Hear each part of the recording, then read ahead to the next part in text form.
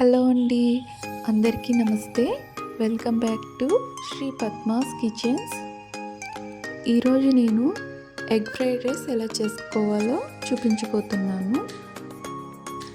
చాలా సింపుల్గా, ఫాస్ట్గా ఎగ్ ఫ్రైడ్ రైస్ని ఎలా తయారు చేసుకోవాలో ఇప్పుడు చూద్దాము.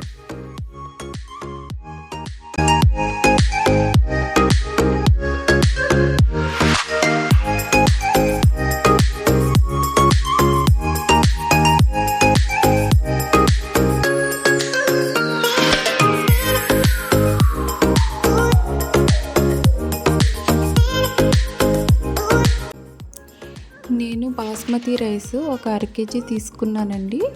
అర కేజీ రైస్ని నీట్గా వాష్ చేసుకొని నానబెట్టుకొని ఉంచాలి. ఒక గంట కానీ 2 గంటలు కానీ నానబెట్టి ఉంచితే బాగా ఉడుకుతాయండి. అలాగే బాస్మతి రైసే ఉండాల్సిన అవసరం లేదండి, నార్మల్ రైస్తో కూడా ఫ్రైడ్ రైస్ చేసుకోవచ్చు.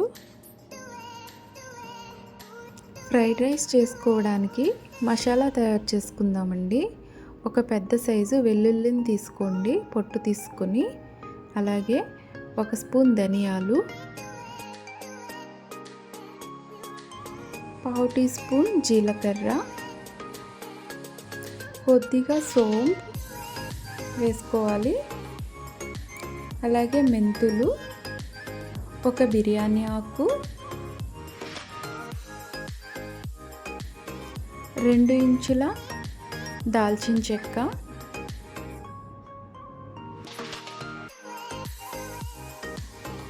4 ఎలాచి, 2 లవంగ మొగ్గలు, 2 నుంచి 3 వేసుకోండి. జాజికాయ అది హాఫ్ వేసుకోండి, హాఫ్ కూడా వేయొద్దు, పావు వేసుకోండి. 6 నుంచి 7 జీడిపప్పు. ఇవన్నీ వేసుకొని మెత్తగా పేస్ట్లా గ్రైండ్ చేసుకోవాలండి.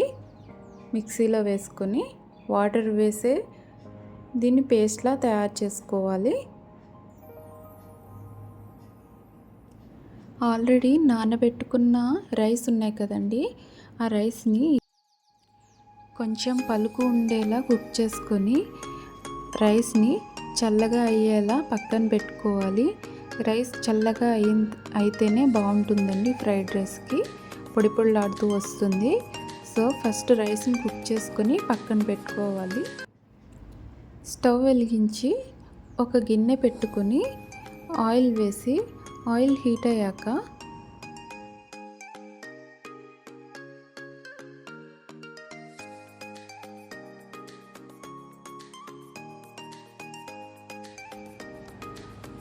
ఐదు నుంచి 6 గుడ్లు వరకు పగలగొట్టుకొని ఆమ్లెట్లా వేసుకోవాలి.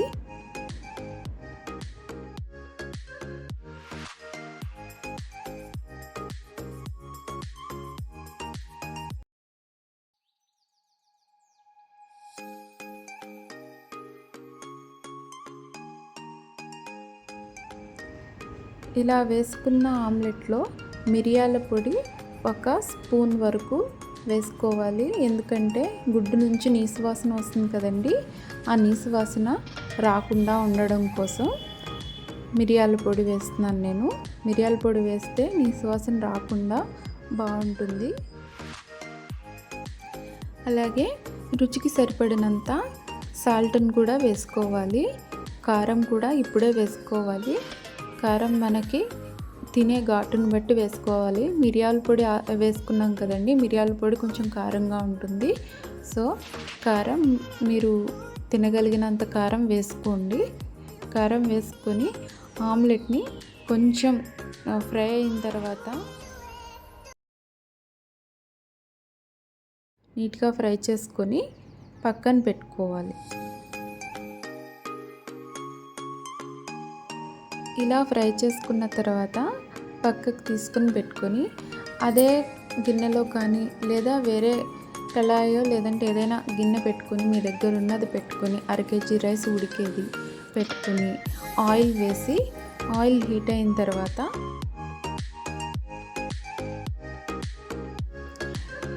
కట్ చేసి పెట్టుకున్న 2 మీడియం సైజు ఉల్లిపాయలు, వేసుకొని ఫ్రై చేసుకోవాలి. ఇలా ఉల్లిపాయలు ఫ్రై అవుతూ ఉన్నప్పుడు ఒక చిన్న సైజు టమాటాను కట్ చేసుకొని ఉల్లిపాయల్లో వేసుకోవాలి. టమాటాలను కూడా బాగా ఫ్రై చేసుకోవాలి. ఈ ఫ్రైలో సాల్ట్ వేసుకోవాలి. సాల్ట్ వేసుకుంటే కొంచెం సాఫ్ట్గా తయారవుతాయి కదండి టమాటాలు ఉల్లిపాయలు. సో అందుకని సాల్ట్ వేసుకోవాలి. కొంచెం చూసుకొని సాల్ట్ వేసుకోవాలి. ఆల్రెడీ మనం ఎగ్లో సాల్ట్ వేసాం కదండి. సో అందుకని ఇందులో సాల్ట్ వేసేటప్పుడు ఎంత వేయాలి ఏంటి అనేది చూసుకొని వేసుకోవాలి.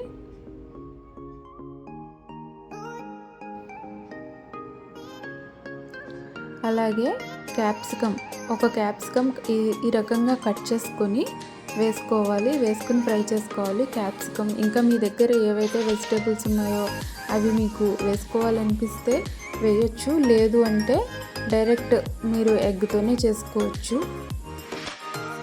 నేను అయితే క్యాప్సికమ్తో పాటు క్యారెట్ కూడా వేస్తున్నాను. ఒక 2 క్యారెట్లు ఇలా చిన్నగా కట్ చేసుకుని వేసుకుంటున్నాను. టేస్ట్ బాగా వస్తుంది ఇవన్నీ వేసుకోవడం వల్ల. క్యారెట్, క్యాప్సికము మొత్తం అన్నీ కూడా సాఫ్ట్గా మగ్గిన తర్వాత బాగా ఉడకాలండి. బాగా మెత్తగా అయిపోయిన తర్వాత ఇందులో మనం మసాలా వేసుకోవాలి. చూడండి నీట్గా ఉడికిపోయినవి. ఇందులో మనం మసాలా వేసుకుందాం. ఇప్పుడు ఆల్రెడీ మనం తయారు చేసుకున్నాం కదండి, ఆ మసాలాని ఈ ఫ్రైలో యాడ్ చేసుకుందాం.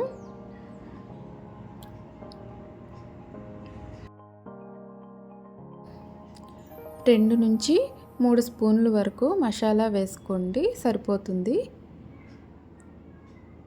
మసాలా వేసుకున్న తర్వాత బాగా మిక్స్ చేసుకోండి.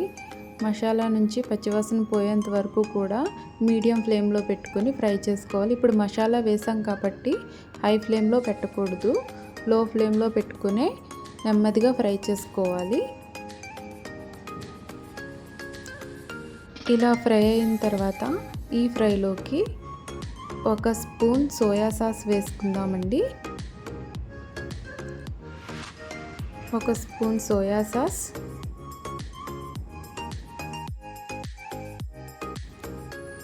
టమాటో కెచప్ వేసుకోండి. టమాటో కెచప్ కొంచెం ఎక్కువ వేసుకుంటే బాగుంటుందండి. టమాటో కెచప్ ఎక్కువ వేసుకోవడం వల్ల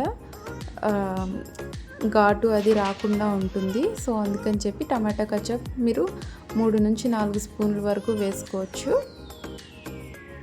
ఇప్పుడు మొత్తం అన్నీ కలిసేలా ఒక 1 మినిట్ అలా మిక్స్ చేసి కలుపుతూ ఉండండి. తర్వాత మనం ఫ్రై చేసి పక్కన పెట్టుకున్న ఎగ్ని ఇందులోకి యాడ్ చేసుకుందాం. ఇలా యాడ్ చేసుకొని మొత్తం అన్నీ మిక్స్ చేయండి.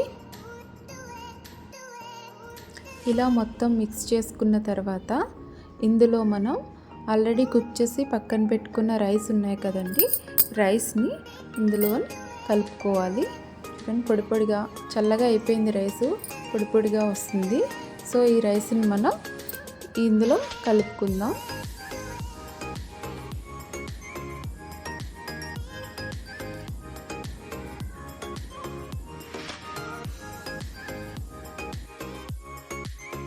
రైస్ మొత్తం వేసుకొని కలుపుకోవాలి. మొత్తం అన్ని ఫ్లేవర్స్ రైస్ పట్టేలా కలుపుకొని ఒక 2 మినిట్స్ మూత పెట్టుకొని అలా వదిలేయండి స్టవ్ ఆఫ్ చేసి.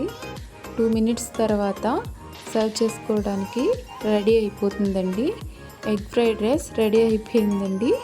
అంతేనండి, ఎగ్ ఫ్రైడ్ రైస్ ఎలా చేసుకోవాలో చూసారు కదండి. అలాగే ఈ ఎగ్ ఫ్రైడ్ రైస్ని ఇలాగే డైరెక్ట్ తినేయచ్చండి. లేదు అనుకుంటే రైతాను తయారు చేసుకొని రైతాతో పాటు తింటే ఇంకా చాలా టేస్ట్గా ఉంటుందండి. వీడియో నచ్చితే లైక్ చేయండి, షేర్ చేయండి, సబ్స్క్రైబ్ చేసుకోవడం మర్చిపోకండి. Thank you for watching.